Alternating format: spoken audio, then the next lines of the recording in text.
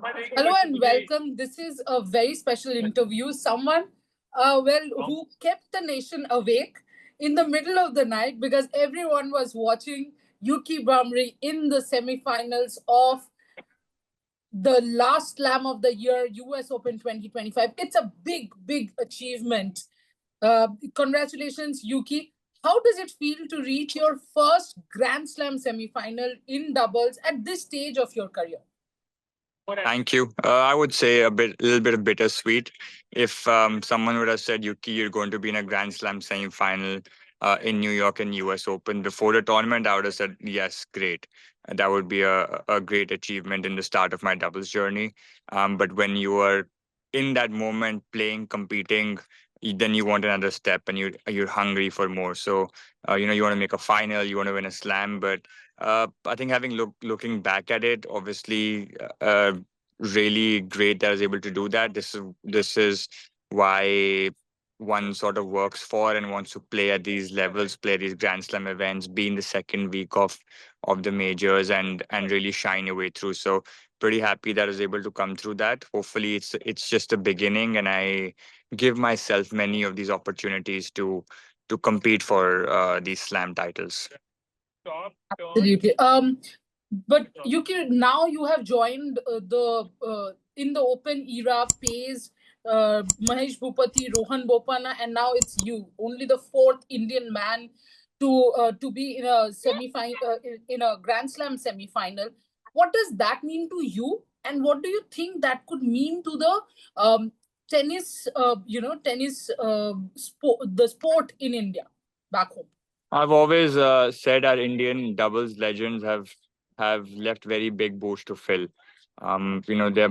These guys are slam champions. Have been in the top of and have been at top of the game for the longest time. Played comparatively for 10, 15, 20 years. Rohan obviously is still going. So would have never thought to be in such a esteemed company. I still think a long way to go, a lot more to achieve, and I guess just happy, taking that legacy forward, flying the Indian flag forward. They've done it for so long. They've been representing the country, kept the tennis hopes alive. We've all watched them, in the middle of the night competing for slam titles. So, just would like to continue going, keeping that tradition alive and keeping Indian tennis alive on the biggest stage. Absolutely, and it was an absolute pleasure because I was awake, half asleep, but awake because especially you guys won the first set. I will get to the semi-final match, but let's take a step back. In the quarter-final match, it was a major upset sort of because you guys did not come as the favorites, right? Yes. What was going through your mind, or was there anything specific that you guys planned? Yeah, that was tough. I think it was a lot more nerves, especially as well winning the first set. We started well in the quarterfinals as well, but I think Rajiv Ram, showing his experience, came back pretty Yes. strongly. Felt they were playing better, and then we had a really tough time closing out the match in the final game. And I think just the nerves of sort of getting to us, knowing how big this occasion was, how much we had worked hard to put ourselves in this position to be so close. So it was a tough match, and I think once you're in the later stages of a Grand Slam, it's not more than tennis. It's about who can keep your sort of composure and who's willing to go out there and perform your best. And we were able to do that in the quarterfinals to give ourselves the opportunity, of course, to have a great match against the Britishers as well. In the semi-final, if you guys won the first set, and even in the second set, it was in the tiebreaker. There was almost nothing that could be taken away from both the pairs actually. But what do you think made the actual difference? Where do you think you guys kind of fell short? For the lack of a better word. I really believe it's just experience of being at that stage. Like you said, and this is how we felt as well, and I'm sure the other team felt as well. It was such a small marginal difference, even though we were leading the second set, but it still quite felt quite far away from being able to win because you had to work so hard to be able to reach that stage, and every game, every point was such a struggle from both ends, and it was very hard fought. And I just believe a little bit of experience throughout, towards the end of the second set, a little bit in the third set as well, where they were able to hold on. We threw everything at them in the end as well to break the serve. We had some chances, but they came and they played some great points. And I think when you've been in that situation multiple times, again, Joe Salisbury is a three-time US Open champion. Neil Skupski as well has been a multiple Grand Slam champion, including Wimbledon. That sometimes sort of having played these big moments and being in those situations before I guess helps out, and that's why I always say hopefully this is the start of something good, and I can give myself these chances so I can put myself in those positions again in the future of being able to compete for those Grand Slam titles. Talking about the game just a little more, I actually have a two-part question. One is the ninth game was a really long game. It took a lot of time. Does a game like that, kind of take a toll in an important match like semi-final? And the other question is, you had a hard-fought quarter-final as well. So how much is the mind exhausted? One part is, of course, the physicality. The other one is the mind part. How much is the mind exhausted that you're again in another tough contest, neck and neck contest? I think you expect that. I don't think, of course, if you're able to win those games, or if the ninth game you sort of go to your favor, it keeps the morale high as well. You keep going, but even if it doesn't, it's in the moment, right? You're still competing. You still know there's a long way to go. You still know you have to be focused because again, especially doubles where it's so fast paced and anything can happen within a span of a minute. So you always have to keep focused, and I've always felt that doubles are mentally quite draining as well, just because there's sort of no time to really catch a breath. It's T20 cricket uh, going on. In the moments you Yeah. blink of an eye, the match changes. But I don't think mentally as well it was any difference playing in a. When you're at that stage that it's going to be tough. Nothing's coming easy to you, and every slam match has been like that. Even from the first round onwards, it's tough to pick a favorite. Going into any of these matches, and so hard to call who's going to win. So you are sort of focused. You're aware of that, and it's not just a physical battle but a mental one as well, and of course when no one's going to be exhausted when you're in a slam semifinal. You're going to give it your all, I think, and the reserves as well kick in, and I think we're quite ready to do that. Now let's talk about your doubles partner. You and Michael Winners, you guys have been friends for years. So now this partnership, how did the partnership come along? And how did you guys kind of gel? And have you guys spoken to each other? How did it feel like to be in a slam semifinal so quickly, in this partnership? Yeah, we've been friends for a very long time. We started uh, way back in 2014, where we had an opportunity to play our first Grand Slam together in Australian Open, and then he moved on towards playing more doubles, and I was still playing singles all this while, so never really got an opportunity again to go play with him. But finally, I think this year, where we were both searching for partners, and both our rankings were high enough to play a proper schedule to be able to play Grand Slam events, to be able to do Masters events, uh, enabled us to sort of come together. We always knew, I think, or at least I've always told, both of us were always sort of knew that we want to play with each other at some point, and this was just for the first time an opportunity presented in itself where we could do that. And yeah, like I said, I think he would have taken it as well, being in a Grand Slam semi-final in the US Open for the first time. But a little bit bittersweet because we also gave ourselves an opportunity to go get there in the final.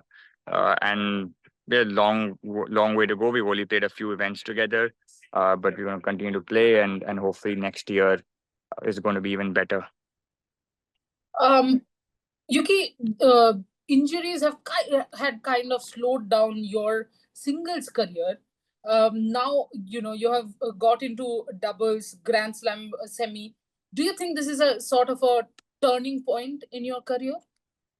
I look at it as a second career in a way. I feel I had my first career playing singles.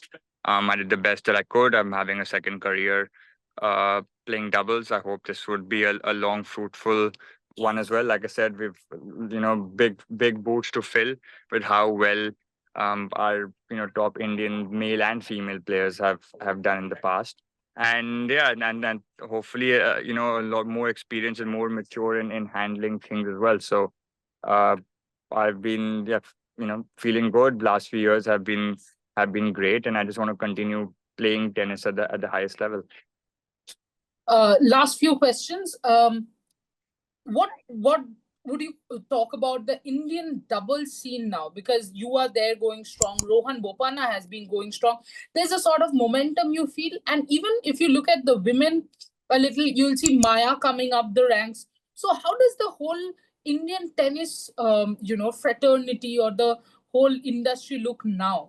In I think the the doubles uh, scene in India has changed quite a bit, and that is a lot to do with the Doubles Dream initiative that was started by Mr. Kishore Patil, and where Rohan Bopana sort of comes in and mentors all of us and helps us with the coaching bit and finding the trainer, sort of managing all this.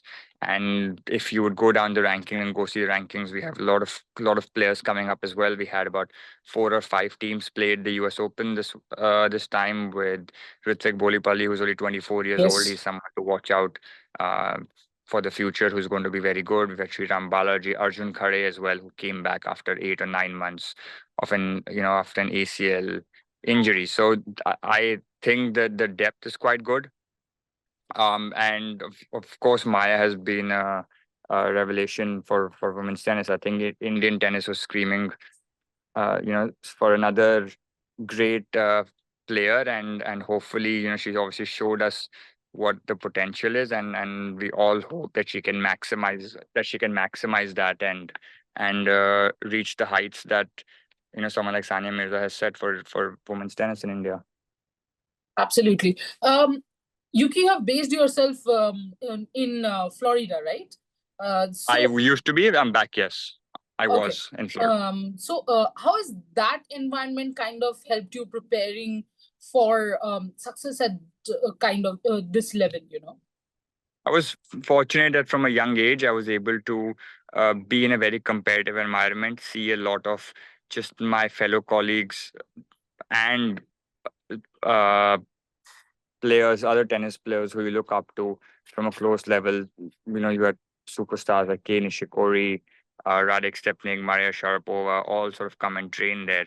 And when you see some of these great players that you want to reach up to in a level that you want to play, how they go about their day, how they go about their preparation, what is required, how hard they work.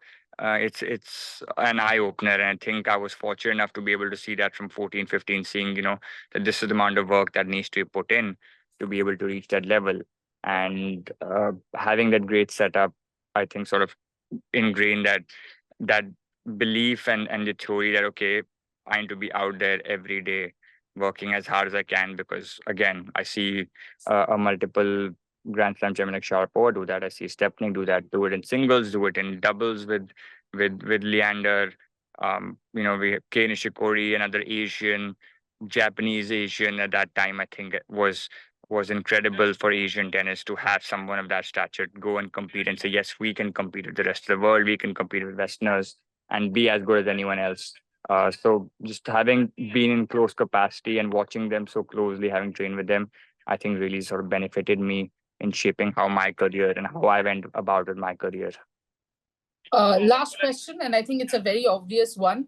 What's next for Yuki Bhamri?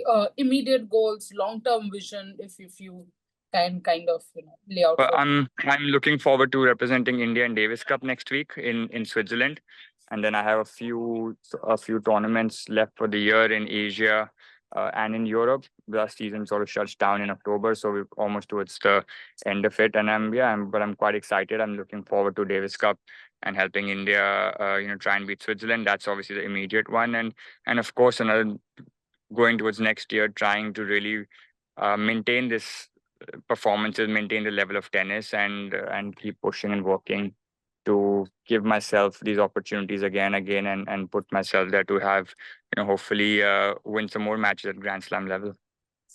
Thank you so much, Yuki. To be honest, for an Indian tennis fan, it's like a new dawn has risen, with Rohan Bopanna doing well, with you now doing, reaching Grand Slam finals. It's one thing that we want to support, we want to see our players there, and it's such a positive thing, that India now suddenly is again back in that tennis field, and people are talking about us, people are talking about our players, and you guys, your hard work has made it possible. Thank you so much, Yuki. Congratulations again. We will be supporting you all through. Just remember that we are cheering for you, whether it's 4 a.m., 5 a.m., we are awake cheering for you. Just keep doing your best. All the best. And I Thank hope you. we keep chatting. You keep being successful. We keep Thank you. chatting. Thank Thank you you so so much. You're very kind. much. Thank you. Thank Thank you. you Nice again. talking to you as well. Yeah. Bye bye. Bye bye.